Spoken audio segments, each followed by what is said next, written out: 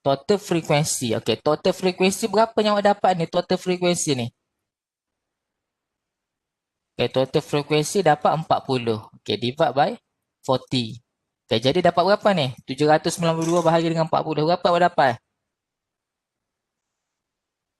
Okey, 19.8. Okey, jadi kita pun dah dapat untuk population mean. Okey, jadi untuk N ni adalah total frekuensi. Okey, 1 bahagi dengan 40. Okey, darab dengan, okey, dalam kes ni diminta untuk Fx kuasa 2. Okey, kita baru selesai untuk dapatkan Fs sahaja. Maknanya kena ada lagi lah yang ni. Satu kolom lagi untuk Fx kuasa 2. Okey, maksudnya X kuasa 2 ni midpoint tu kena kuasakan 2 dulu. Barulah kita boleh multiply with frekuensi. Okey, yang first class ni berapa awak dapat ni? Okey, 3 kuasa 2 darab dengan 2.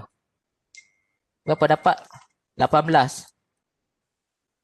Okey, seterusnya berapa? Okey, 324. Okey, yang ni. Kalau ni, maksudnya 3 kuasa. Okey, F ni 2. 2 darab dengan 3 kuasa 2. Yang ni. Okey, dapat nilai untuk 18 ni. Kalau 324 ni, frekuensi berapa? 4. Okey, 4 darab dengan 9 kuasa 2. Okey, lepas tu untuk yang seterusnya pun. Okey, seterusnya berapa ni awak dapat ni? Frekuensi. Okey, 2250. Okey, 2250. Okey, next berapa? Next berapa awak dapat ni? Okey, 5292. Lagi. Apa lagi? Okey, 5832. Okey, 5832. Okey, last sekali proceed. Dapatkan total bagi Fx kuasa 2. Okey. Fx kuasa 2 berapa total awak dapat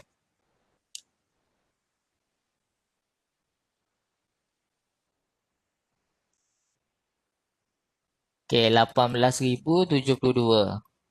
Okey, jadi 18,072 ni ya boleh replace lah daripada formula asal ni. Okey, baru minus dengan population mean. Awak dapat 19.8 kuasa 2. Okey, jangan tinggal lah kuasa 2 ni. Okey, jadi bolehlah awak dapat result akhirnya kita akan dapat dapat 59.76. Okey, yang ni. Dapatlah 59.76 bagi population variant. Kalau untuk dapatkan population standard deviation, just square rootkan nilai daripada 59.76 ni lah. Okay, jadi awak akan dapat nilai apa? Okay, 7.73. 7.73. Yang ni nilai bagi population standard deviation.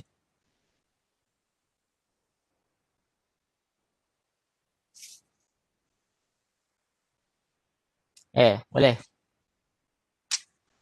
Okay, seterusnya barulah kita proceed untuk yang ungroup data. Okay, daripada ungroup data ni beza antara sample variance. Sebelum ni kita bincang, kita baru solve untuk population variance bagi ungroup data. Okay, dalam kes ni kita proceed untuk ungroup data. Beza antara group dengan ungroup data yang sebelum ni formula hanya perbezaan dekat pada bawah ni sahajalah N-1. Dan kita menggunakan simbol S kuasa 2. Kalau tadi kita menggunakan simbol parameter dia adalah sigma. Tapi kalau untuk sampel ni kita guna S. Kita guna S. Okay, jadi untuk S ni adalah formula dia ni lah. Formula dia. Okay. Okay, 1 divided by N-1. Okay, ni adalah formula. Okay, yang S ni adalah observation ataupun value. Okay, yang S bar ni adalah sample mean. Okay, ni sum of all the square of observations. Okay, ini saya dah upload dah dalam Eclipse. Jadi kalau nak salin formula pun boleh. Okay, jadi kita proceed untuk example 5.12 ni. Okay, find the variance and the standard deviation of the sample data. Okay, dalam kes ni dia bagi 4 data, 1, 7, 2, 5. Okay, dan menggunakan formula bagi sample variance untuk ungroup data. Okay, ini example bagi ungroup data. Okay, selalunya soalan dia akan bagi tahu sama ada akan guna sample data ataupun guna population data. Okay, jadi jangan risaulah sama ada sir, data ni kena guna sampel ke population? Dia ada bagi tahulah. Dan sesetengah tu dia tak bagi tahu tapi dia akan bagi tahu pada anak-anak soalan tu. Dia memang akan bagi tahu. Sama ada kalau katakanlah diminta untuk dapatkan coefficient coefficient of variance. Okay, dia ada bagi tahu. Kalau coefficient, kalau dia minta untuk coefficient of variance tu maksudnya melibatkan dari segi sampel. Okay, dari segi sampel data. Dia selalunya tak bagi, walaupun dia tak bagi pada parent soalan, tapi dia akan bagi pada anak-anak dia lah. Soalan A, B, C. Okay, find the coefficient of variance. Okay, maksudnya soalan tu kita kena tengok dulu, kena identify dulu, kena kenal pasti dulu sama ada nak guna population ataupun sampel. Okay, boleh. Dan kalau untuk diminta untuk dapatkan nilai skewness untuk chapter dekat akhir ni, dekat last slide ni pun, yang skewness pun melibatkan sampel. Okay, selalunya sampel lah, sampel. Okay, yang ni okay, daripada formula ni, okay, jadi 1 minus divide by n minus 1. Okay, total x kuasa 2. Yang ni adalah nilai s. Okay, s. Okay, minus okay, total x kuasa 2. Kena ingat ni ada perbezaan antara ni. X kuasa 2 yang total ni dengan total x barulah kuasa 2. Kena tengok pada kedudukan kuasa ni, power ni. Rules power ni kena tengok.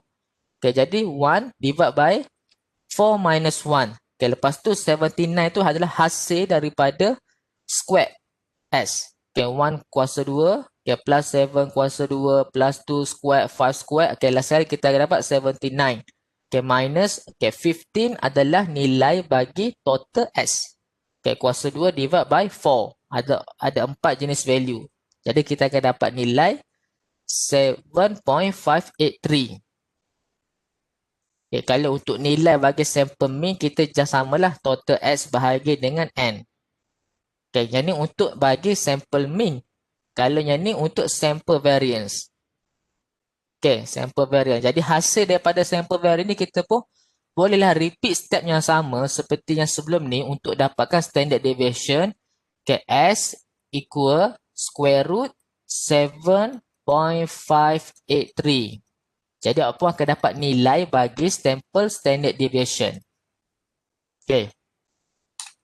Okay, ini nilai dia. Okay, ni hasil dia adalah 7.54. Okay, 2.754. Okay, nilai bagi sample standard deviation.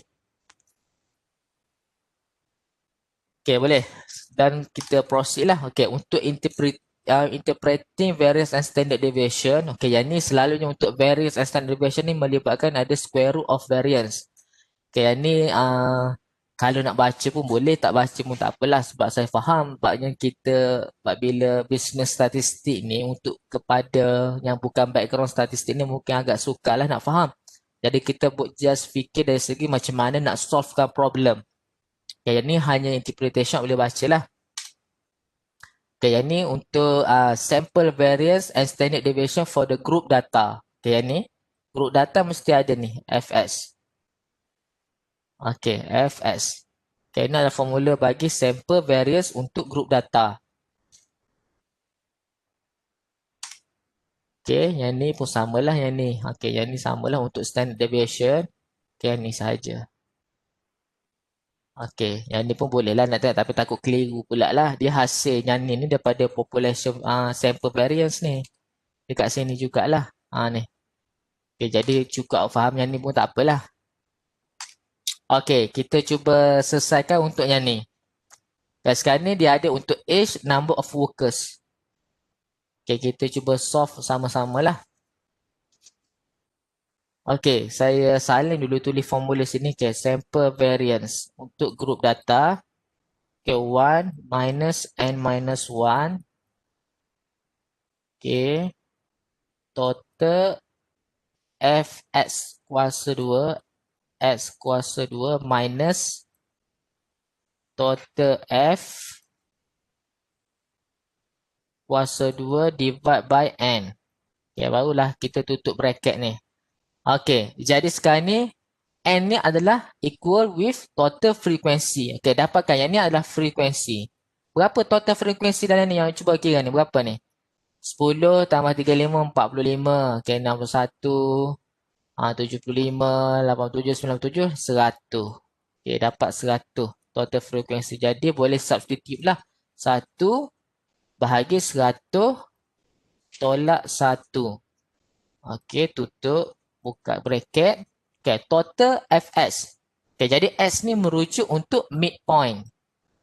Okay, sebab kita tak boleh nak dapatkan nilai S dekat H ni, jadi kita ambil midpoint di antara kelas interval. Okey, sekarang ni berapa midpoint untuk yang first class ni? 21 to 25. Berapa awak dapat ni? Okay, 21. Okay, 21 plus 25 divide by 2 dapat 23. Okay, lepas tu 28. Okay, lepas tu 33. 38. 43. 48. Lepas tu 53. Okay, midpoint bagi setiap kelas interval. Okay, dah selesai. Jadi, untuk Fs. Okay, yang ni. Okay, yang ni, okay, Fs. Fs kuasa 2. Okay, yang ni lah Fs kuasa 2. Yang ni. Okay, jadinya F ni adalah 10. Okay, kena 10 darab dengan 23 ni dapat 230. Okay, untuk Fs. Lepas tu 35 ni darab dengan 28 dapat 980. Dan begitulah seterusnya. Sehingga ni aku cuba dapatkan total frekuensi Fs. Dapatkan total Fs. Dan untuk Fs kuasa 2 pun samalah. Repeat step yang sama macam tadi. Okay, maksudnya kita kena dapatkan output bagi X kuasa 2 terlebih dahulu. Okay, maksudnya, okay, jadi F ni 10. 10 darab dengan X kuasa 2 ni 23 kuasa 2. Jadi awak akan dapat nilai 5290. Okay, jadi untuk next column pun, next row pun, okay, 35. Okay, 35 darab dengan 28 kuasa 2. Okay, 28 kuasa 2 awak akan dapat 27,440. Okay, dan pun repeat step yang sama dan dapatkan total bagi Fs kuasa 2 ni. Fs kuasa 2. Okay, berapa awak dapat total untuk Fs ni? Okay, yang ni total Fs ni.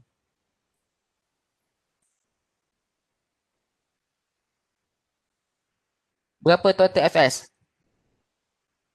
3425. Okey, 3425. Okey, total Fx kuasa 2 berapa?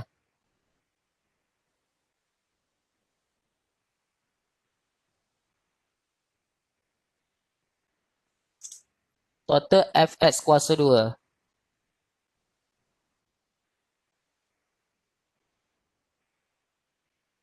Okey, 124,025. Okey. Jadi kita dah ada lah, boleh substitute. Okey, 100 yang Fs square ni merujuk pada last column ni lah. Okey, 124,025. Okey, minus total Fs kuasa 2. Okey, yang ni lah 3425 kuasa 2 divide by n tu adalah number of frequency total 100. Okey. Dah selesai. Jadi bolehlah awak dapatkan. Okey, output last kali kita akan dapat 67. Okey, 67.87. Okey, 67.87 dapatlah untuk sample standard deviation. Sample variance. Jadi untuk sample standard deviation ni kita just square rootkan dia lah. Okay, square root 67.87 ni. Okay, jadi awak akan dapat nilai 8.23. Okay, handai pun. Okay, senang tak? Okay.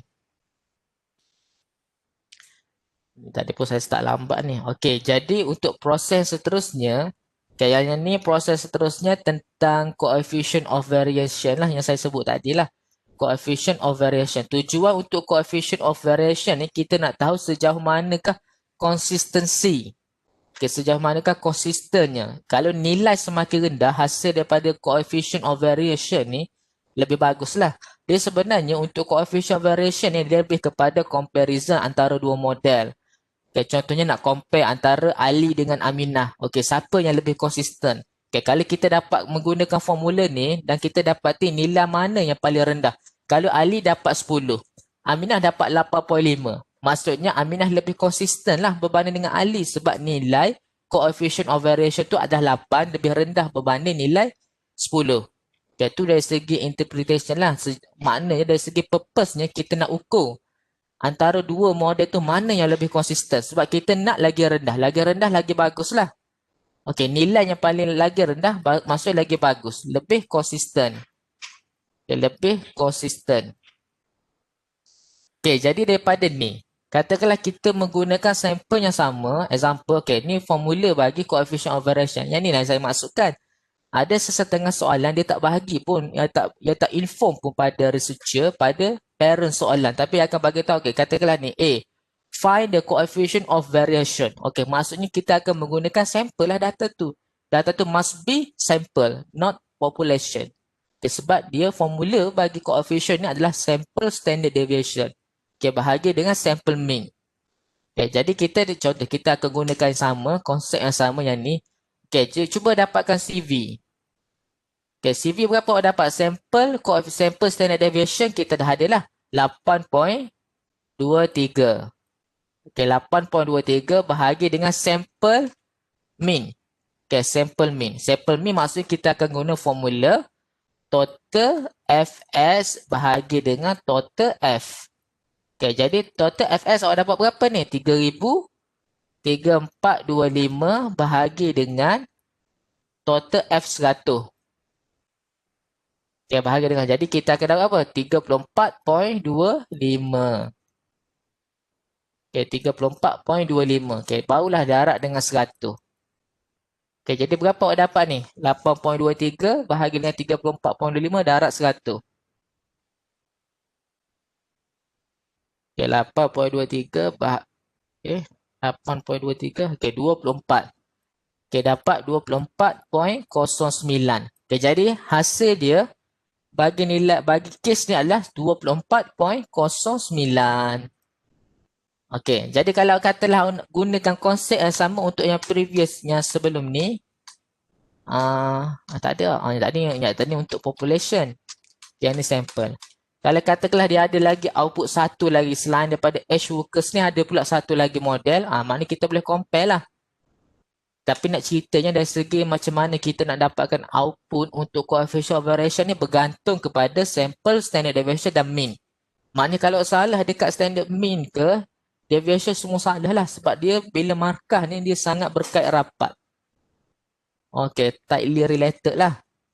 Okay, yang ni kita tengok pada example yang 5.14 ni. Okay, typist Ani can type 40 words per minute with standard deviation of 5. While Chura can type 160 words per minute with standard deviation of 10.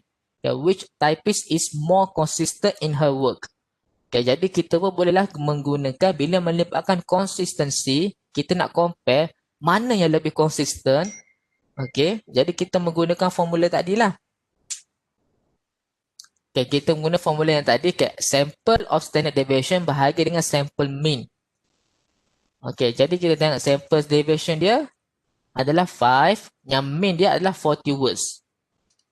Okay, mean. 5 bahagi dengan 40 dapat 100, okay, dapat 12.5% untuk Ani. Lepas tu untuk CV for Chura. Chura dia menggunakan 160 words per minute itu adalah mean with standard deviation of 10. Okay, yang ni lah. Okay, jadi kita dapat 6.25%. Okay, the result show that the typing ability of typist Chura is more consistent than typist Ani. Sebab nilai bagi coefficient of variance lebih rendah berbanding dengan Ani. Kita bila melibatkan ralat, sebabnya sample standard deviation ni adalah tentang ralat. Ralat, error. Error ni kalau boleh kita nak reduce, nilai yang lagi rendah lagi bagus lah.